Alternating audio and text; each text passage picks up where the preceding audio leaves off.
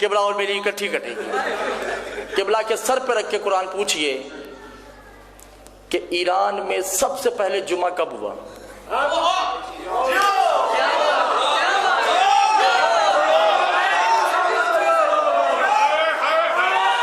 لگا بخاری شاہ جی، ایران میں سب سے پہلے جمعہ 1970 میں ہوا۔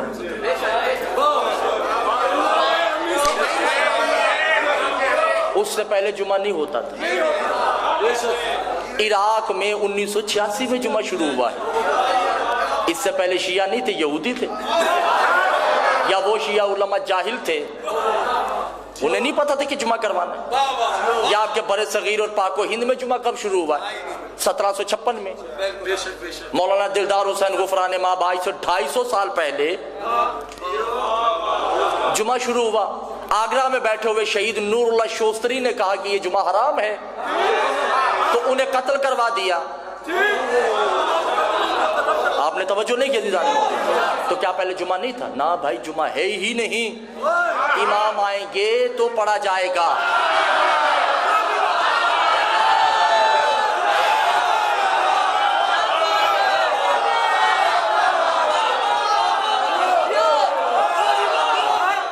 اور یہ میری نہیں، آپ اٹھائیے صحیفہ کاملہ بھی لائیے۔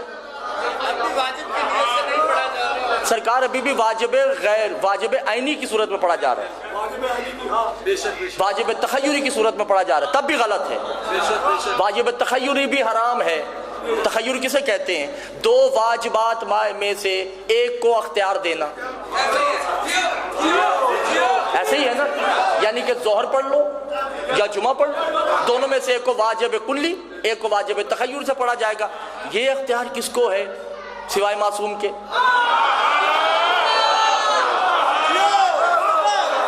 اور دوسری بات یہ ہے، پاکستان کے سب سے بڑے عالم جنہوں نے اسلام آباد میں علم لگایا تھا، کیا نام ہے ان کا؟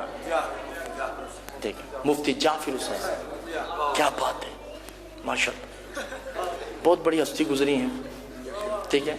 ان کی کتاب ہے جس کا نام ہے صحیفہ کاملہ، ترجمہ کیا ہے، پڑھ کے دیکھیں ان کی دعائیں۔ انہوں نے خود کہا ہے کہ جمعہ اس دور میں ساقط ہے۔ نہ مفتی صاحب نے جمعہ پڑھا نہ پڑھایا۔ یہ امام آئیں گے تو پڑھا جائے گا، تبھی تو امام زمانہ۔ توجہ کیجئے گا، جب پہلا خطبہ دیں گے تو کیا کہیں گے؟ یا ایھا المجمعین تخت الراس ہی، اے میرے سپاہیوں، ان جمعہ پڑھنے والوں کے سر کاٹ دو کہ انہیں جمعے کی معرفت نہیں تھی۔